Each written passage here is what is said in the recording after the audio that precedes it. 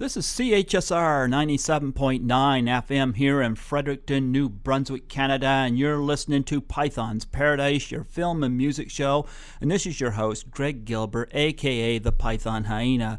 And folks, 40 years ago today, I would have been 4 years old. I did not see this film when I was 4 years old, mind you, but it's celebrating its 40th anniversary. I'm talking about All the President's Men, about the Watergate break, Nixon's downfall, and the two reporters that brought it all to the public. I'm talking about the reporters played by Robert Redford and Dustin Hoffman. And folks, I have one of the lovely actresses from the film on here today, Penny Peyser. Hello, Penny. Hello, how are you? Thanks for having me. It's an honor. When I originally was looking for somebody to come on here at first, I didn't know you by name, and I went after Jane Alexander, and I could not find couldn't find any contact information, and so Well, she is quite a famous lady, and her contact information is not going to be floating out there. I mean, you could certainly find her agent, but I couldn't even find that. Oh.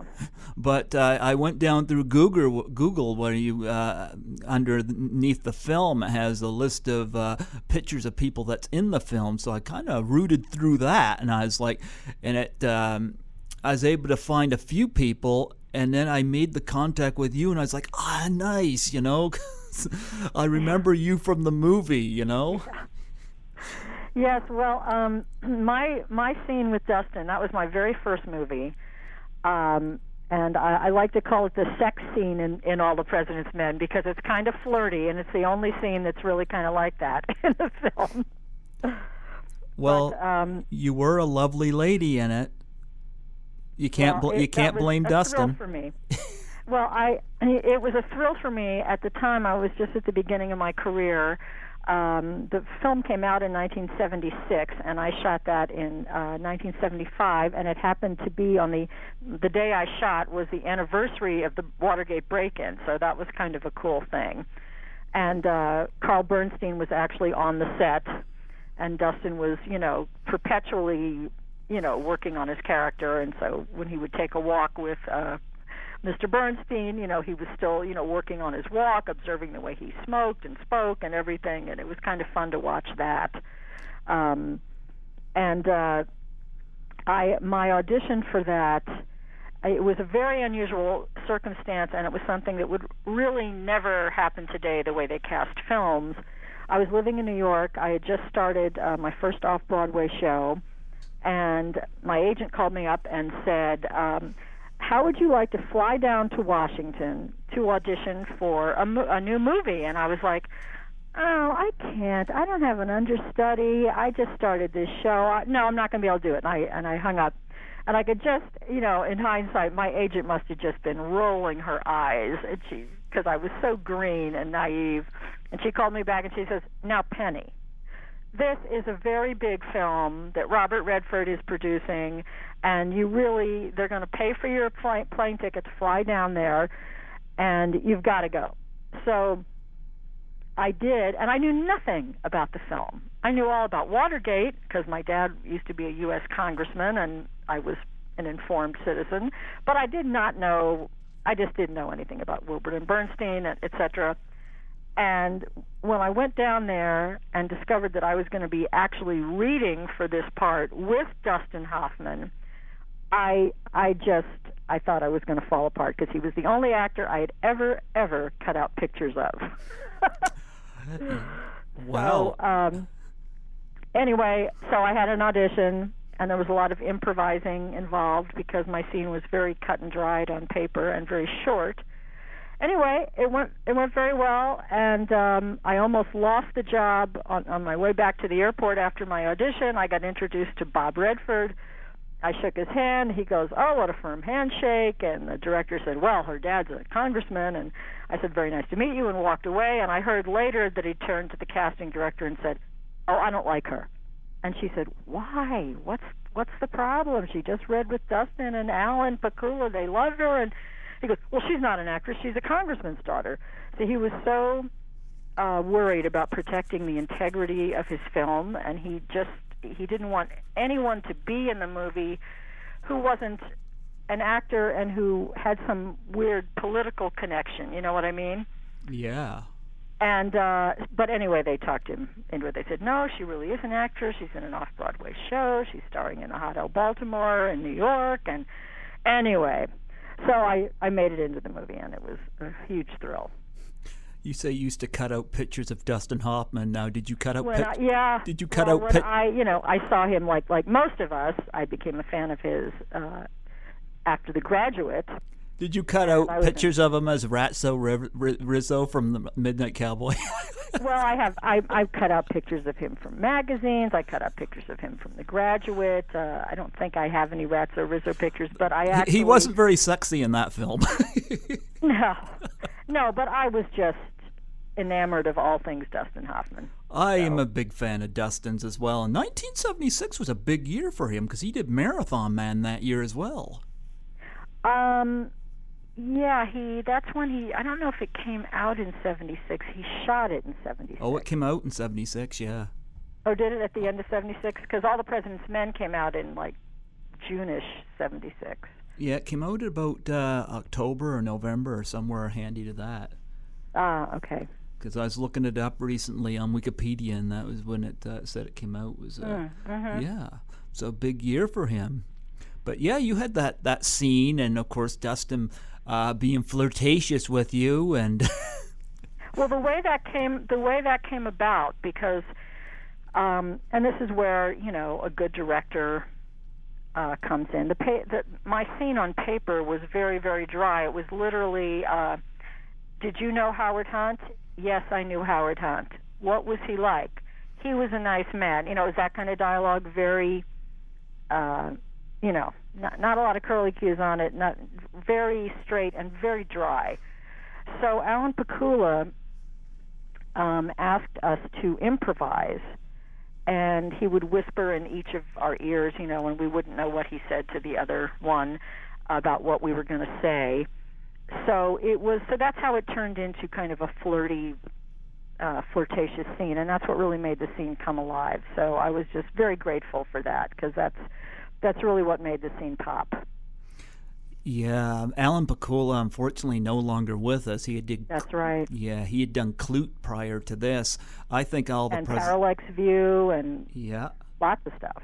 And I think All the President's Men has got to be right up there as the best thing he's done. And even like the shots of Hal Holbrook as Deep Throat, I love that.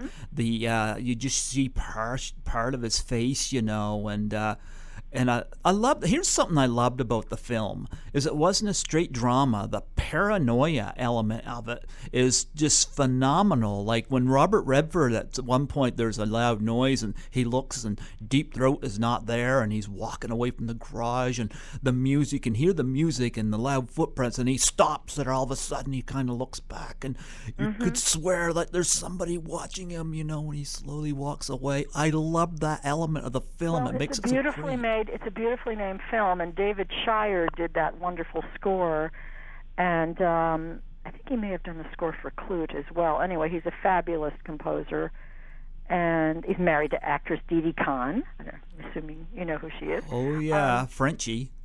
Mm-hmm. Yep. And Didi and I did a play together a few years ago. Anyway, that film was masterful, and it holds up so well today, and it's like a must-see for anyone who's, into modern American cinema. And it won Best Picture that year, and it just did it. No, I think Rocky won Best Picture. Rocky did win Best Picture, but I don't think it was the same year. Was it? Yeah, they're both 76. Oh, okay. Then I am terribly mistaken. Well, I know Jason Robards won an Oscar. Yeah, he won. And I believe it won, if I'm not mistaken, one of the screenplays, adapted or something. I think William Goldman, yeah. I think so. Don't quote me on it. I don't have the information right in front of me. Oh, good grief. Well, I'm embarrassed if I'm wrong about that. I do know, of course, that Rocky won Best Picture, but I didn't think it was up against All the President's Men for some reason. Yeah, there was that, and there was... I'm not in front of my computer. Maybe you are, Greg. But, well, I know it's on a lot of lists of bests. You know, it's on the AFI Best 100 Films list. And, I'm embarrassed I got that wrong. Oh, it's okay. I'm just clicking on here in the computer right here now, and I'll see if I can get that to come up. And I know it won some Oscars, so it may have won cinematography. I just feel like it won more than one, certainly. Oh, yeah, it did. Let me see.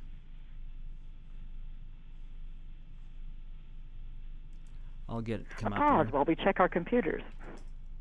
Yeah, well, no, I'll get that up here. All the President's Men. Okay, we'll get her up here in just shortly. Okay, Wikipedia.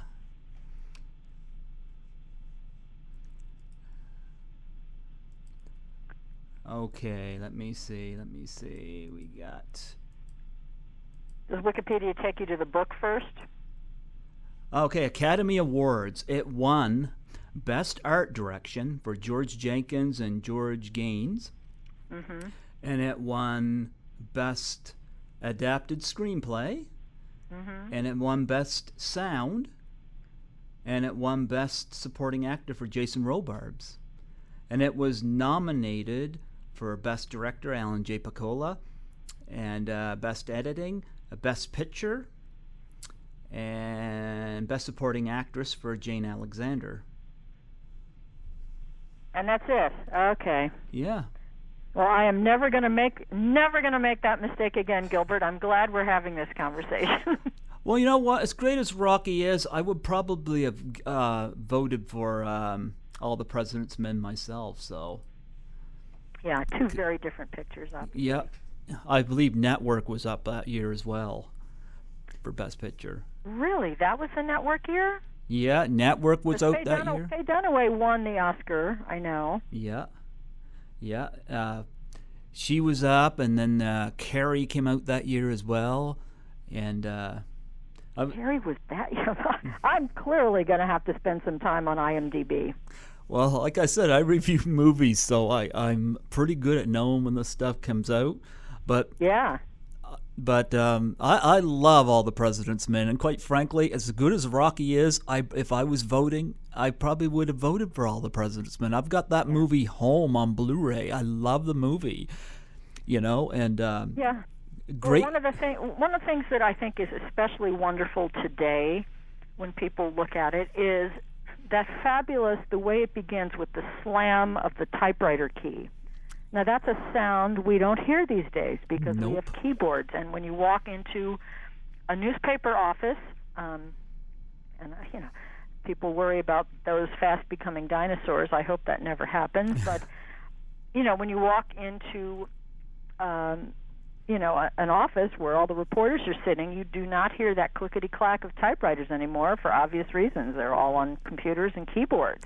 I was joking with somebody. But the way that sound that filled those rooms in those days, it was so exciting, and the way they made use of the typewriter, and I think that's a wonderful thing for kids to see too. The drama of, those keys hitting the paper, and it was like drums, and especially at the end when they're,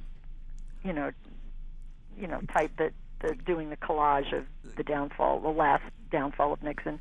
Yeah, I love that too, where they turn the music up, because they're afraid they're being bugged, and I like how the typewriter becomes very instrumental in them communicating. Mhm. Yeah. Yeah. Yeah, I love a good typewriter. Now, are you too young to have ever had an electric typewriter? Not Jane. Penny, I was thinking of Jane Alexander for a minute. I am 44 years old. When I was in high school, I took typing. Mm-hmm. Yeah, we had typing. So did my son. I mean, my son's a little younger than you, but I certainly took typing. Well, but everyone has to take typing. But did you take typing on a keyboard or on a typewriter? Typewriter. Typewriter. Okay. Yep, typewriter. Yep, we did that whole shebang. Yep. And you mentioned typewriter to a lot of young people today, and they look at you funny. Yeah, it's too bad. But one thing, that's one great thing about that movie is it reminds people what it was like. Yeah. And, of course, you got to work with Dustin Hoffman, of course, Robert Redford. There was a great cast in that movie. Ned Beatty, Polly Holliday, Jane Alexander. Like, Jane Alexander, her scenes, she was just so nervous, And you, again, like with the scenes in the parking garage, you really felt the paranoia. Yeah, well, and the other masterful thing about that movie is here's a movie about something where everyone knows the ending, and yet they're able to, create suspense.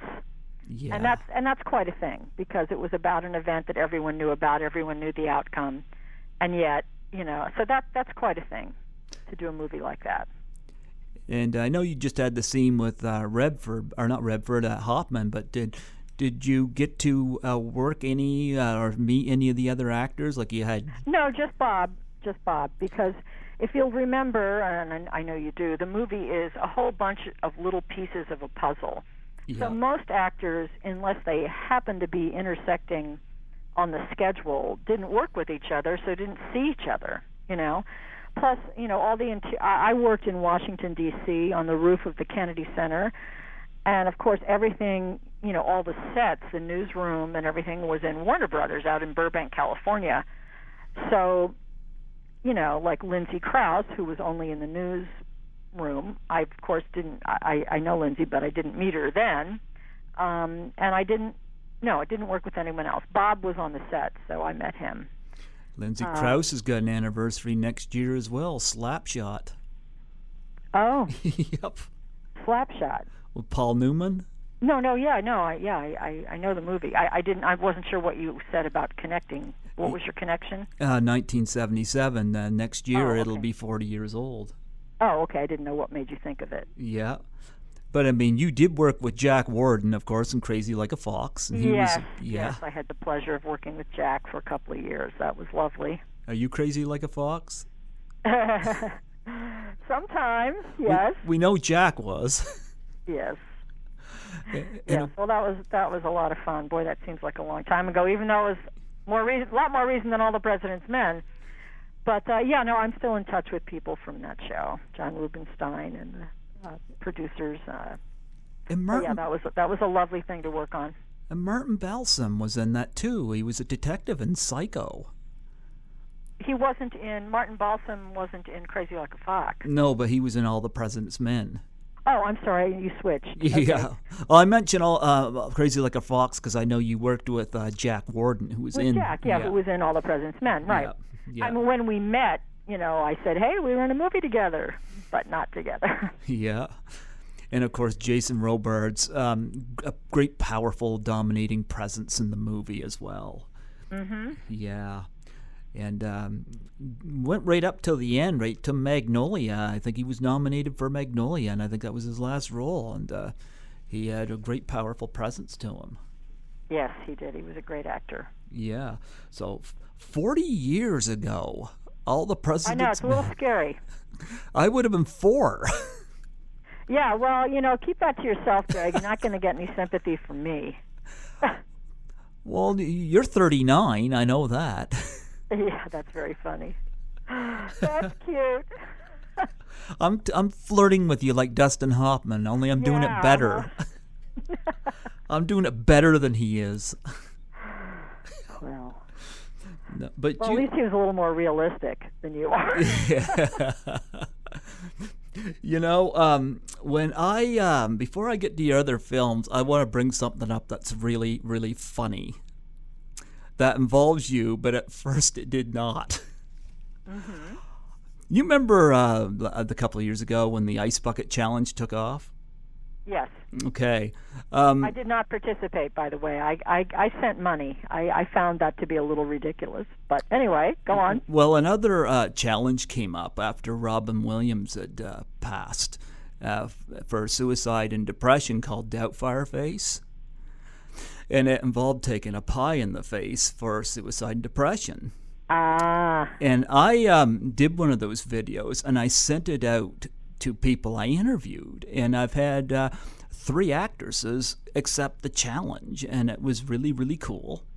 And how this relates to you is because I was at my brother's apartment this weekend. He's the one that does up my YouTube videos. And I said, he hadn't seen All the President's Men. I said, well, I'm going to look the clip up of the actress I'm going to be interviewing. And I just typed your name in, and suddenly there was, the first videos that came up is Penny Peyser gets pied in the face twice. Uh-huh.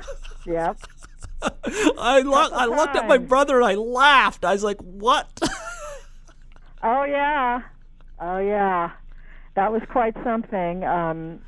Yeah, that was so much fun. That was 1985, Amazing Stories. The name of my episode was Secret Cinema.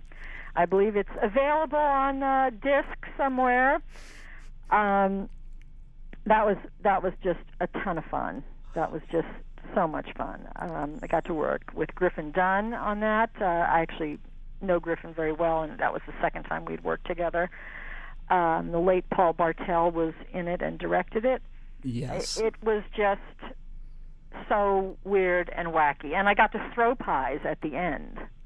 Oh? I don't know if you saw that sequence, but at the very end of the movie, I get my revenge, and I throw 2 pies at the people who've been throwing pies at me.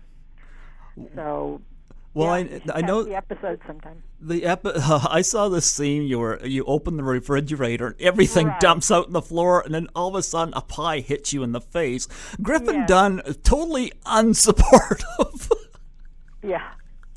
Yep. Yeah. Well, he's in that the whole. I don't know if you were able to. You probably weren't able to tell from the clips, but the whole premise of that episode was that my character, his name was Jane. Jane was her whole life was a movie, but she didn't know, and everyone in her life, including her mother, was in on it. So everywhere she went, restaurant, a store, the movies, everything, she was being secretly filmed. That's why, hence the name Secret Cinema. And everyone was in on it, and it was a cult underground weekly serial film. Okay. And so everyone was, she was becoming this underground celebrity, and she could not figure out why little kids were coming up to her to ask her for her autograph. She didn't know, so it was a big paranoid kind of exploration. And everyone was in on it, including Griffin, my boyfriend. Yeah. So very wacky. You should try to find it sometime. It's very kooky. Now, the second pie in the face, what was surrounding that? I was in a restaurant. Okay. That clip might have been up there too. Did you see that clip? I saw both clips. Yeah. Oh, okay. I was having lunch with my mother, and and the the waiter, who actually was a lady in drag. That's where I got the pie in the face, because she was taking my order, and I was saying, that I didn't want any dessert, and she said, "Oh yes, you do. You want pie? Wouldn't you like a nice piece of pie?" And I'm like, "No," because I've already had a pie in the face. And then she goes, "One order of pie," and a pie just comes down from the sky and smacks me in the face. Well, one of the things that turned me on to this charity, like, number one, suicide and depression are just running rapid. But I grew up loving that kind of humor, and I've often said to people, I said, I'd much rather see that than a sex scene in movies, Have you? I take it you've seen that huge pie fight from the 20s, is it? Is it Laurel and Hardy? Yeah, Battle of the Great Century. pie fight. If you're a pie fight lover, you have to have seen that, right? I have. One of my favorites was seeing in The Great Race, and the best part was when Natalie Wood got caught in the middle of it. Yeah, because she's such an elegant personality, and yet she got plastered head to toe. But I love that kind of humor, so, if you ever want to take another pie in the face, you can always do the challenge if you want to. Yeah, no, I don't do that kind of thing, but I really prefer to donate money. The pie, if these kind of stunts, they draw attention to it, and that's fine. But I don't, I feel for me it's more constructive to just support. Well, actual support. I'm going to say, though, Griffin Dunn, we kind of got to let him off the hook because, he, after all, was a human meatloaf in American Werewolf in London. That wasn't easy on him. And, of course, in After Hours, being in Soho, Manhattan there in that Scorsese's film. Oh, yes, I know the film. He didn't have it easy there either, so I guess he had to have one time where the joke was on somebody else. Mm-hmm, yeah. But I brought that up because, like I said, I was doing that charity, and when I looked your name up, I said to my brother, I said, what are the odds of her doing a behind-the-face scene? But I thought your reaction was priceless, especially after the refrigerator scene. You just looked so defeated. I know, and I was. It was horribly depressing.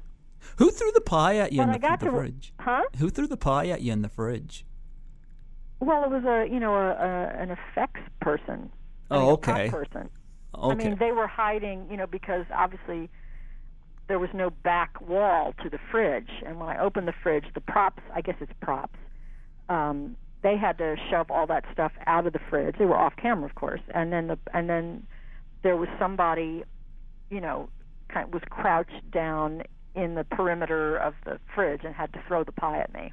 Good aim. And a couple times they missed, didn't get it right, so we had to do it over, and I had to clean it. Every time you don't get it right, it's hair and makeup all over again, and then you have to put a blow dryer on your dress to clean the dress up. It's a whole megillah. Well, I gotta say, you're a real trooper, and I had a good chuckle at that. Oh, that's good. Yeah. Well, it was a ton of fun to do. Yes. And but you've done some other films. You did The In-Laws with Peter Falk and Alan Arkin. That is a comedy cult classic. Have you seen that? I actually have not. I've seen The In-Laws with Michael Douglas, but excuse me, but that remake was horrible. Well, you must see The In-Laws, which in my mind is the only one, and because that is on the AFI Best 100 comedies. For a very good reason, as a very big cult following. I mean, you want me to tell you something? I didn't even know that crappy one with Michael Douglas was a remake until I was looking up your credits.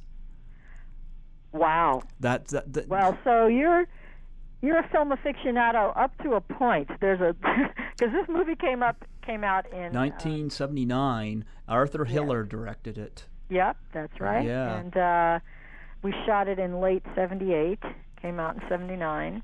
It was the same year that I shot The Frisco Kid with Gene Wilder.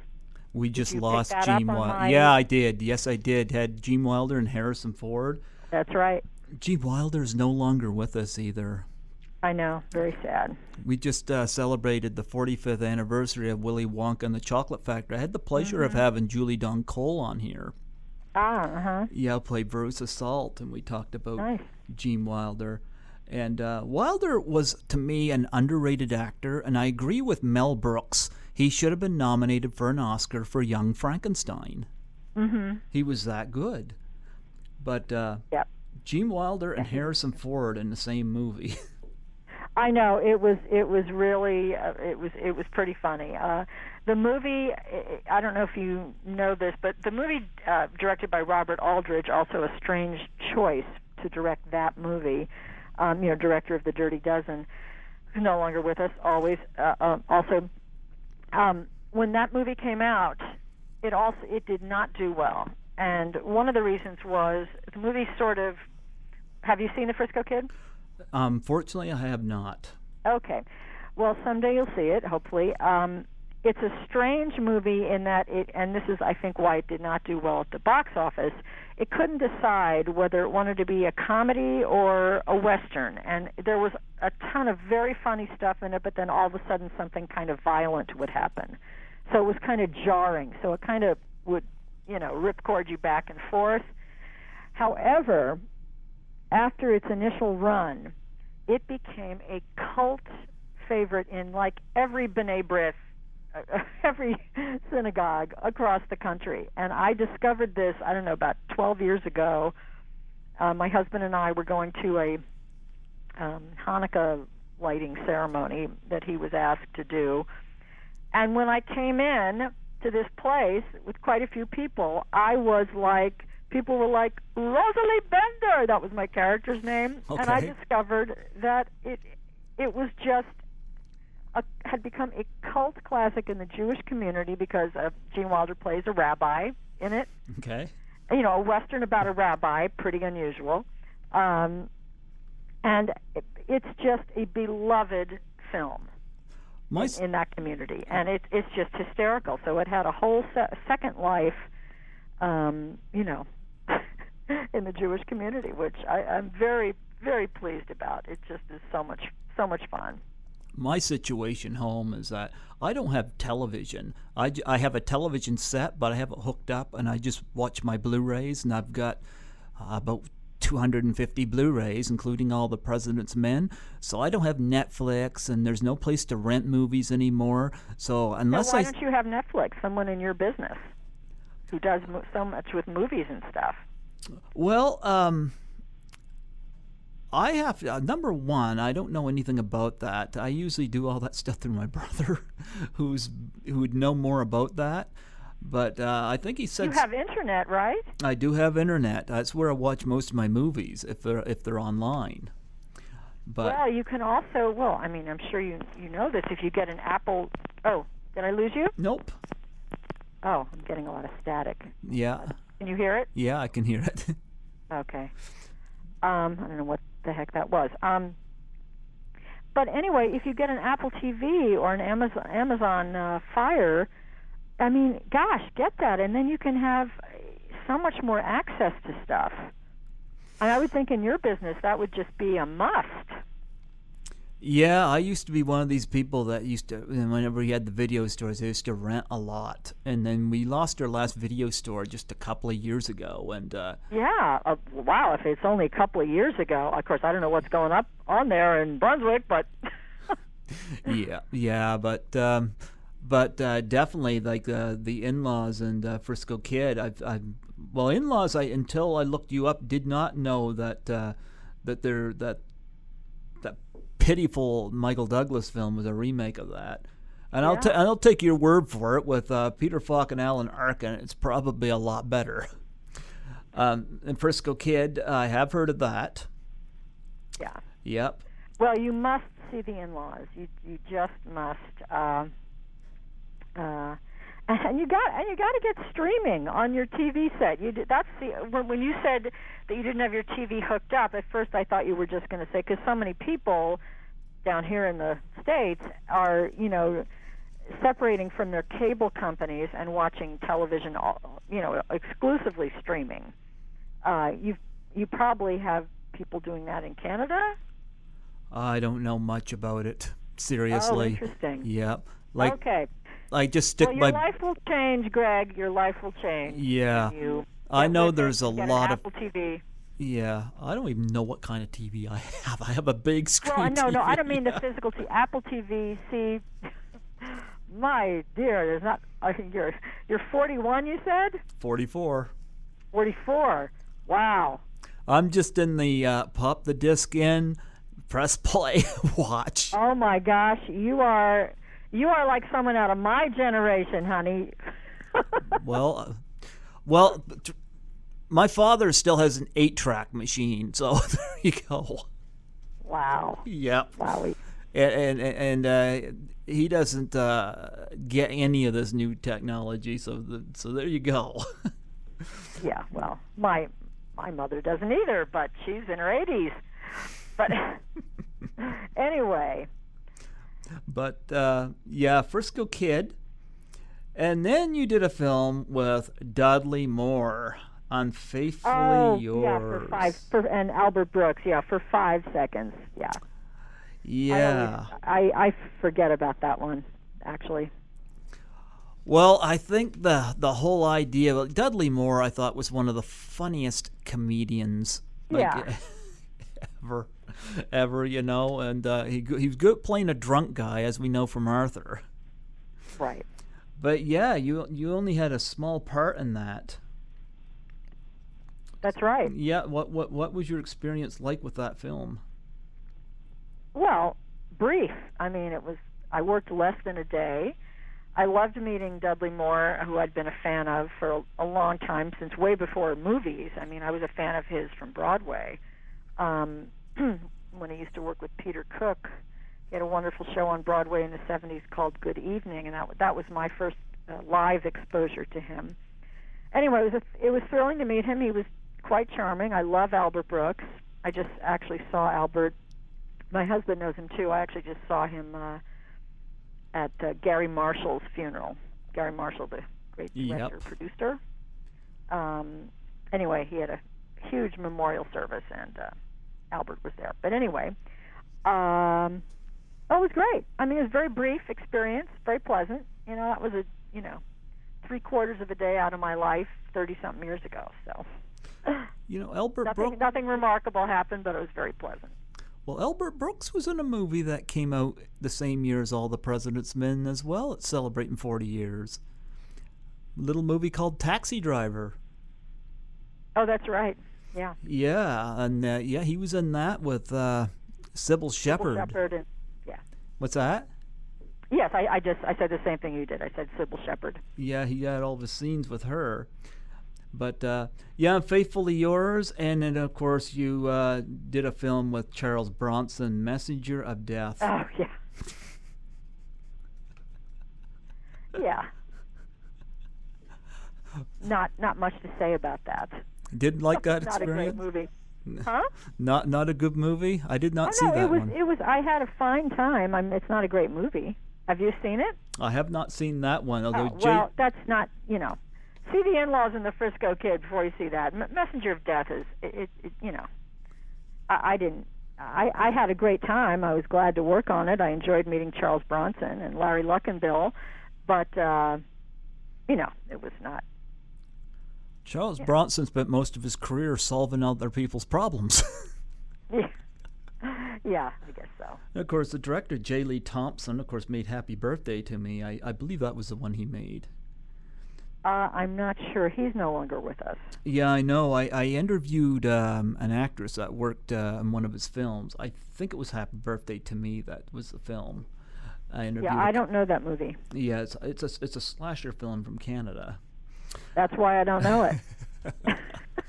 Slasher films from Canada, that is a box I cannot check. So you know where we are on the map here in New Brunswick, in Canada? Yeah, never been there. My travels in Canada are very limited. I think I was in Montreal once I had some little job up there in 1972, and I worked in Vancouver in the 80s on a MacGyver. Okay. And I loved Vancouver. Okay, yeah. I've never been there, so you've been there before me. And, yeah. And that's it. My husband and I almost went to Toronto for a vacation a couple of years ago. Didn't quite make it. No, I'd like to see more of Canada. The closest we have here to celebrities, and I always test people I interview on this, is the closest we have are the Trailer Park Boys. Are you familiar with them? No.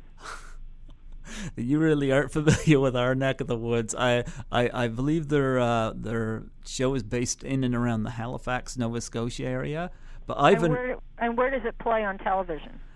I believe right now it's on Netflix. But Trailer Park Boys. There's 3 movies based on. They've gone 11 seasons, but they've done 3 movies, and Ivan Reitman produced the first one. Oh, is that right? Yeah. Oh, Ivan Reitman was such a sweet man. Yeah, and he done a lot of great films, and oh yeah. But he produced that first Trailer Park Boys. Basically, they're like Canada's Cheech and Chong, only there's 3 of them. Gotcha. And they live in a trailer park. Well, I'll check it out because I'm pretty much looking at Netflix almost every night these days. There's so many great things on Netflix. Well, I think it's a very, very funny comedy. If you like Cheech and Chong, you'll love these guys. The movies are funny because you got one character who gets let out of jail, and he wants to go back in jail because he wants to finish a hockey game against the guards that he was winning. So, it's a pretty funny movie and the schemes they come up with. But, yeah, that's the kind of stuff that we have done here. Canadian cinema is not like it used to be, and I think it's because the government is just not supporting it. We used to have a lot of great stuff. Like I was watching Black Christmas the other night, and that was shot in I believe, Toronto, and it's like, man, I miss it when they used to shoot these really slick-looking movies here in Canada. And now, like a movie called Hyena Rogue came out a couple years ago with Paul Gross, and it didn't even get distribution in the States at all, just played here, and I thought it was a better movie than American Sniper. Wow, I loved American Sniper, so that's saying something. I would have liked American Sniper better if it was accurate. Especially hearing Jesse Ventura talk about certain elements of it that were not. Why was Jesse Ventura an expert on that subject? Because Jesse was a Navy SEAL, and I guess there was some stuff mentioned, I guess, in that book that involved Jesse that didn't happen. Yep. I read. I did not read the whole book. I did read a fair chunk of it. I just didn't hear him mentioned, but I don't think he's represented in the movie. No. Another thing people don't know is that he was not the furthest shot for a sniper. The furthest shot for a sniper is, I believe the guy's name was Robert Furlong, and he's a Canadian. I don't remember the furthest shot. I think he had the most, well, according to, I don't remember them making a claim about the furthest, but I remember something about the most kills. Yeah. In that war. But anyway, let's not talk about that anymore. Is there anything else I can tell you about All the President's Men or anything? All the President's Men, yes, we're celebrating its 40th anniversary, and great film it was. And do you remember much about when they always had the premieres or anything like that? What that was like for seeing yourself on the big screen?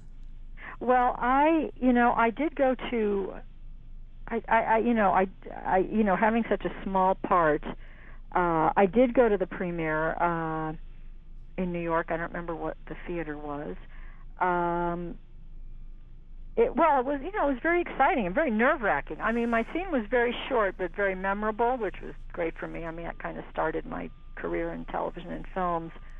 It was just very exciting to be a part of it. It was just such a fine movie, and to be in that kind of company in your first job on film is, pretty much a thrill. And I know you kind of related some comments about this earlier, but when you first met Dustin Hoffman after having his pictures on your wall, and what was that first encounter like? Well, I was, when I discovered, right before I went down to the set that I was going to be reading with Dustin, I didn't even know he was in the picture. I didn't know anything. And so the producer and the casting director were kind of going over the scene with me, and they said, well, let's just go down. We'll just go down with the set, and you can read with Dustin. And I said, Dustin? They go, yeah, Dustin Hoffman's, and I'm like, and so from that point on, my heart was pounding, and I was literally, I had this internal shake going on. I was so nervous and just so, I was beside myself. And I was sure he could tell. I mean, it was just so it was just embarrassing because I was just a little puddle. So, when I first spotted him from about 30 feet away when I got to the set, and I just was like, oh my God. And then to be sitting with him in a Winnebago, it was just, again, this is something that would never happen these days for a small part in a film like that. And this was my first movie. They would never fly an unknown person down to a location to read with the star of the movie for a part that small. That would never happen today. It just would not happen. No one, they'd put you on tape, you know what I mean? Which is what happens with the lion's share of auditions these days for small roles. You just get put on tape by the casting director, and the producers and directors look at it. And maybe if they need some more information, or they'll have you into an actual face-to-face meeting, but you will never get flown somewhere. So the whole thing was highly unusual. Of course, I didn't know any better at the time, and so I was sitting in this trailer with Alan Pakula and Dustin, and we started going over the scene, and fortunately, my first professional job as an actress was in an improvisational troupe called The Proposition, which ran for years and years and years in Cambridge, Massachusetts. And so when Dustin started improvising, I was comfortable with it, and I was able to use my nerves, because getting interviewed, which is what the scene was, an interview, getting interviewed is kind of a nervy kind of activity, and so it sort of just fed into my whole audition, and I was very comfortable improvising. And I knew a lot about Watergate because of my dad, and I knew some personal experiences about Watergate because of Dad, and so that it was an incredible thing. And as I left the trailer and said my goodbyes, I said, well, my dad's a congressman, and I really know what this movie's about, and I think that's part of the reason I got the job. Did Dustin say anything to you to calm your nerves? I mean, sometimes, No. No? Because sometimes actors will sense that, Well, yeah, but first of all, I was covering as well. I'm sure he could tell I was nervous, but I was not incapacitated. I wasn't the kind of nervous where I was shaking on the outside and couldn't speak and sweating, and nothing like that. You didn't have quite the same reaction to Robert Redford, huh? Well, I was thrilled to meet him, but I was frankly much more, thrilled to meet Dustin. I was a huge fan of Robert Redford, but I could only pay attention to one superstar at a time. Dustin will love you for that. But anyway, I've seen Bob since. My husband is a talk show host down here in Los Angeles. His name is Doug McIntyre, and he's the morning host on 790 KABC. Okay. And he was hosting a distinguished speakers series, and he was doing four evenings with Bob on stage. And so I hadn't seen him at that point. This was 7 years ago. And I hadn't seen Bob since I shot All the President's Men. And he was just such a doll. I mean, someone must have told him, Doug McIntyre's wife is Penny Peyser, and blah, blah, blah. He has a terrific memory. And so when he first saw me, we were at a reception. It was right before the event started, and from across the room, they were saying, okay, Bob, we need to go down to your dressing room. He goes, well, not before I say hello to Penny. And he walked across the hall with his arms open, and I just nearly fainted. I was like, oh, my God. I mean, this was 33 years after the fact. And he was just such a doll. I was like, how are you? What are you doing? I was just like, oh, my God. He's a doll. He's just an absolute doll. I was just wondering, do you have any charities or a web page or anything like that you would like to plug on here? AIDS Walk Los Angeles is the charity that I raise money for every year. Okay. I've been doing it for an awfully long time, since the walk started in 1987. So that's, I don't have a page about it. If you go to pennypeyser.com, you will just get to my, because I have not gotten a website up yet, but you will get to my Facebook page. Okay. My public Facebook page.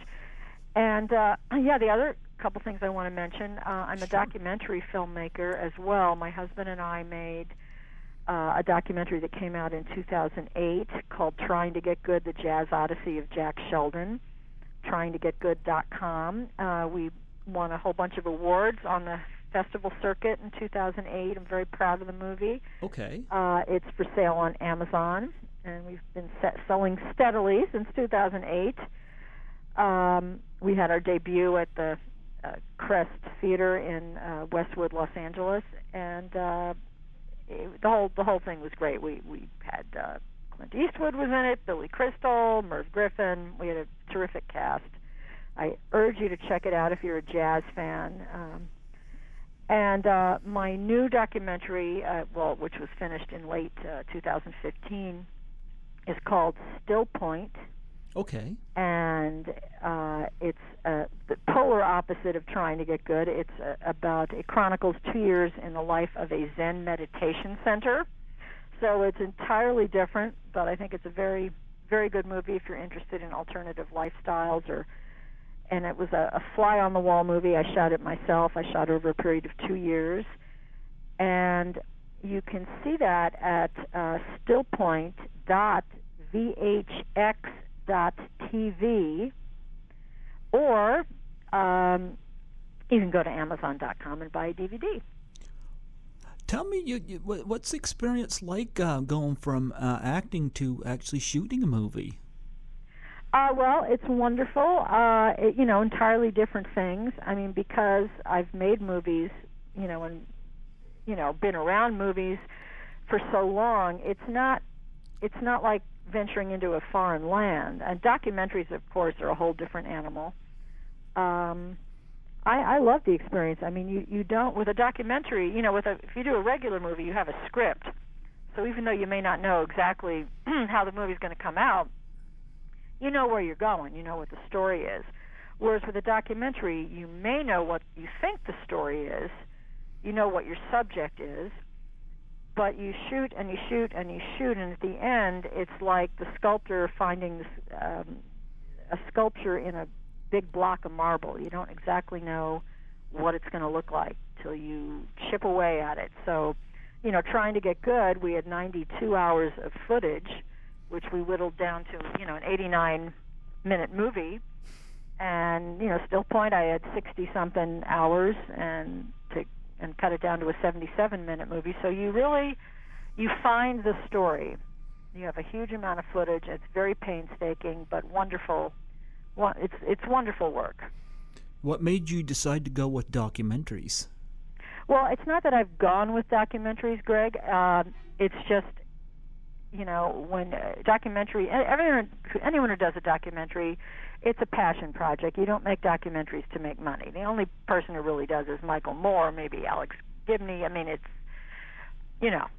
it is a passion project. It just, my husband and I love Jack Sheldon, who's the subject of Trying to Get Good. He's a legendary trumpet player. He was Merv Griffin's sidekick for 13 years on his show.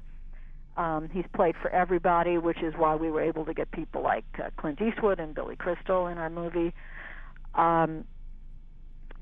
But we just decided someone had to make a movie about him because he's such an incredible talent, and those people ended up being us. And then with Still Point,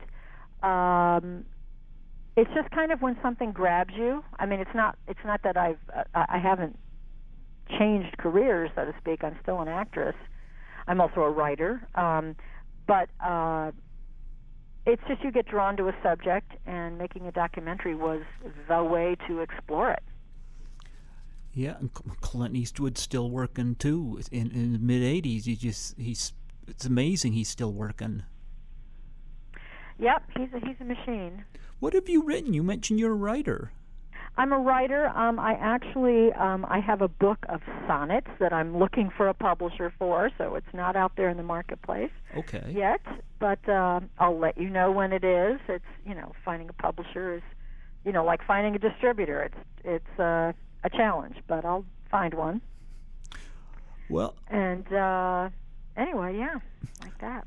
Well, before I close off here, I was wondering, I would love to get an autographed picture. Is there any way I can go about that? Sure, I can send you one, Greg. Why don't you send me the mailing address you'd like to use? Okay. You have my email. I could do that. You can do that do too. That, and you can. I'm going to send you. I'm going to send you those other pictures. Yeah, and I'll have those put up on the when this goes on the YouTube channel. That won't be till next year at some point because I put up one a week, and I'll just get it's almost next year. Well, I just got my first 35 up, and you're number 66. So I'm trucking away, and I'm happy to be doing this, and I love the fact I'm able to promote a movie as great as All the President's Men. Mm-hmm. And I am going to check out your other films. The In-Laws sounds really good. Yeah. Well, please check out my documentaries too if you have an interest. They're very. You know what? I'll do that. I will do that. Yes, I will absolutely do that. And I do like documentaries, absolutely. So they're some of my favorite films these days. I just adore them. They're, when they're good, they take you into a world you wouldn't know about otherwise. That's what's so great about them. You get to, learn something in a very intimate way about something that you or a place that you just may never go to yourself. Well, every year they always have the animal ones play for Disney. I always go to those. Sure. Yeah. Yep. So, I love the documentaries as well. So I agree. Absolutely. Well, it's been so nice talking to you, Greg. I really appreciate you having me on. I was happy to find you, I wanted to celebrate this film. Yeah. And I went through and I found you, and I was like, and I looked up your other credits, and my apologies, I haven't seen them, but movies, but I am going to. It's a process. I'm not very technically forward right now. I got that idea, Greg. I did get that idea. But I love old movies, and like I said, I've got stuff going way back to the 50s in my Blu-ray library, and like I said, I've got All the President's Men, and you've got other stuff like the In-Laws. Well, In-Laws is on Blu-ray as well. All right. Well, I'll take your word for it because I hated the remake. Oh my God! Don't just try to wipe that from your memory. I'm trying. Seriously. I'm horrified that you saw that and didn't see my movie. Oh my God! Actually, like I said, until I looked you up, I didn't even know the Michael Douglas one was a remake. Ugh. That's how. And Albert Brooks was in it. It's funny because a friend of mine actually wrote that script, and he gave Albert Brooks's character my last name of Peyser, and I was like, "Oh God, thanks." Well, Albert Brooks is a funny guy, so I will definitely I will check out your version of The In-Laws. And Albert is not in my version. It's Alan Arkin and Peter Falk. Well, those are both funny guys. Funny guys? Well, Michael Douglas is not a funny guy. No. Nope. But there was nothing to be done there. That was just a mess. It was a mess, and I think that landed on my top 10 worst that year too. So.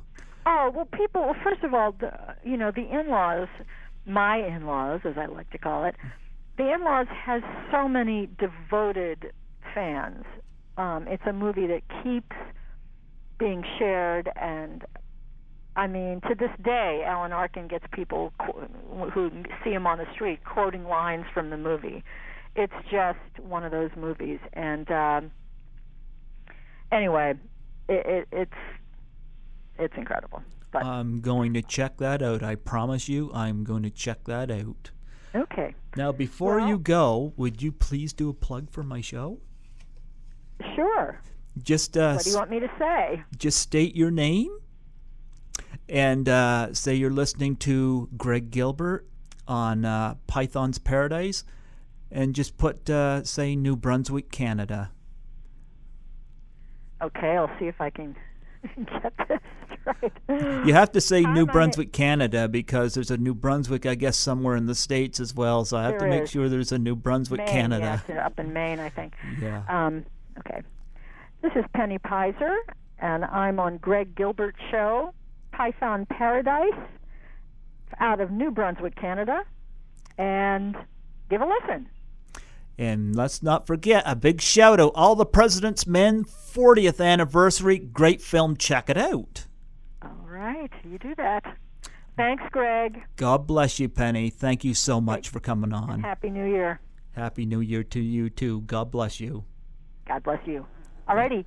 Bye-bye. Bye-bye.